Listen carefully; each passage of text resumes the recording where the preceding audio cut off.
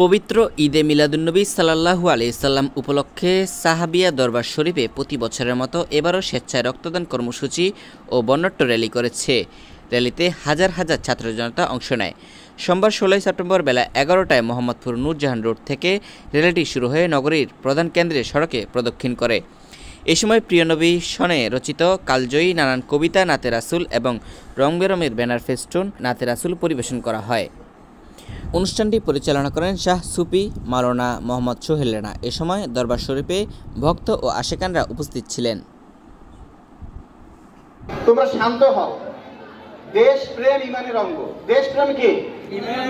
দেশ প্রেম ইমানের অঙ্গ।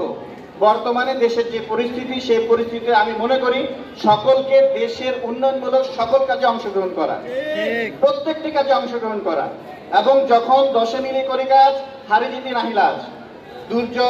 দুর্যোগ বিপদ আসবে, সমস্যা আসবে, কিন্তু যখন আমরা সুন্দরভাবে একে অপরের পাশে দাঁড়াবো তখন এই দুর্যোগ থাকবে না। ছাত্র জনতার অভ্যর্থনের মাধ্যমে যে একটি সুন্দর সরকার গঠিত হয়েছে, আমরা সকলে সেই সরকারকে সহযোগিতা করি। কারণ সমালোচনা করা সহজ, যে কোনো সময় যে কারো আপনি সমালোচনা করতে পারবেন, কিন্তু সমালোচনা কিন্তু শেষ না।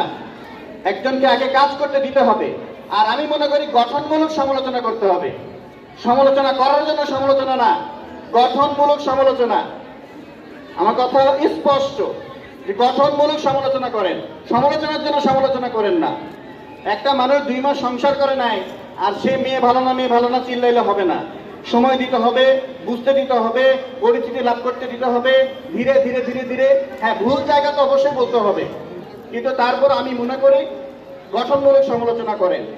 গঠনমূলক সমালোচনা আমাদের দেশকে এগিয়ে নিয়ে যাবে। এবং আল্লাহ রাসূল বারবারই বলেছেন যে দেশকে ভালোবাসে, অবশ্যই দেশের মানুষকে ভালোবাসে, সে প্রকৃত মুসলমান।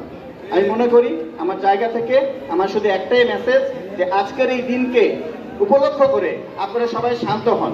বিভিন্ন জায়গায় মাজার ভাঙতেছে, বিভিন্ন জায়গার মধ্যে একে অপরের সাথে উচ্ছৃঙ্খল আচরণ করতেছে।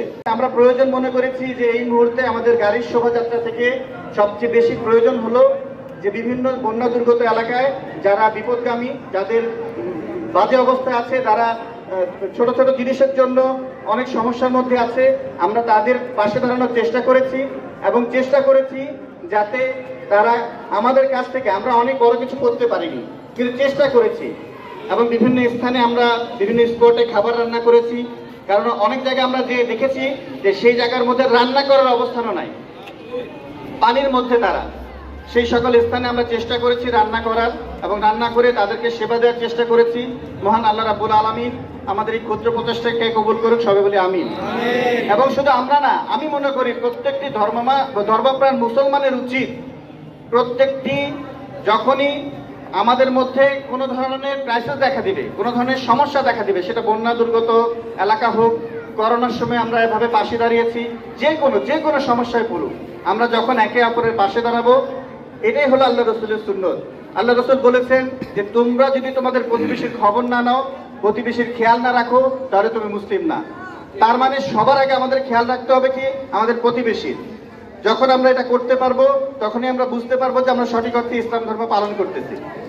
এবং আমাদেরকে বুঝতে হবে যে শুধু আমাদেরকে আল্লাহ রসুলের মহব্বত বললে হবে না, আল্লাহ রসুলের প্রেমটা আজকে বিশ্ব দরবারে মুসলমান হিসাবে মাথা উঁচু করে নিজেকে পরিচয় দিতে পারি, সেই সরকার দো আলম হযরত মুহাম্মদ মুস্তাফা সাল্লাল্লাহু আলাইহি সাল্লামের আগমন দিনটা সকলকে জানানোর জন্য আমরা এই উদ্যোগ গ্রহণ করি। আমাদের এই উদ্যোগের মধ্যে রয়েছে স্বেচ্ছায় রক্তদান কর্মসূচি। আপনারা সকলেই জানেন, যখন যার রক্তের প্রয়োজন পড়ে, এটি একটি গুরুত্বপূর্ণ বিষয়। রক্তের প্রয়োজনে যে হাহাকার করেছে শুধু সেই বুঝতে পারবে যে আসলে এক ব্যাগ রক্ত কতটা প্রয়োজন। এক ব্যাগ রক্ত 3 জনের জীবন বাঁচাতে পারে। তাই আমরা প্রতি বছর এই রক্তদান কর্মসূচি রাখি। এছাড়াও আমরা প্রত্যেকটা প্রোগ্রামে এই রক্তদান কর্মসূচি রাখি। এবং আমরা শুধু যে আজকে দিনই রক্তদান করি এরকম না, আমাদের এখান থেকে সব সময় যে চায়, আমাদের একটি প্রায় 1200-1300-র মতো একটি সার্কেল আছে, এবং এই সার্কেলের মাধ্যমে আমরা রক্ত যে যখন যার প্রয়োজন হয় আমাদেরকে চায়, আমাদেরকে রেড ক্রিসেন্ট সহযোগিতা করে, পুলিশ ব্লাড ব্যাংক সহযোগিতা করে। আমরা যতগুলো রক্তদান যারা আমাদের প্রত্যেকবার সহযোগিতা করে, তাদের সহযোগিতা নিয়ে আমরা এই রক্তটা কালেকশন করি এবং চেষ্টা করি যে রক্তের প্রয়োজনে যারা হাহাকার করে তাদের মধ্যে এই রক্তটা যাতে সুন্দরভাবে বিতরণ হয়। এছাড়াও আমরা এবার আমাদের যে গাছতে জুলুসের গাড়ির শোভাযাত্রাটা সেটা আমরা সংক্ষিপ্ত করেছি। আপনারা দেখেছেন আমরা গত 4 দিনে প্রায় 2000 লোকের জন্য ত্রাণ সামগ্রী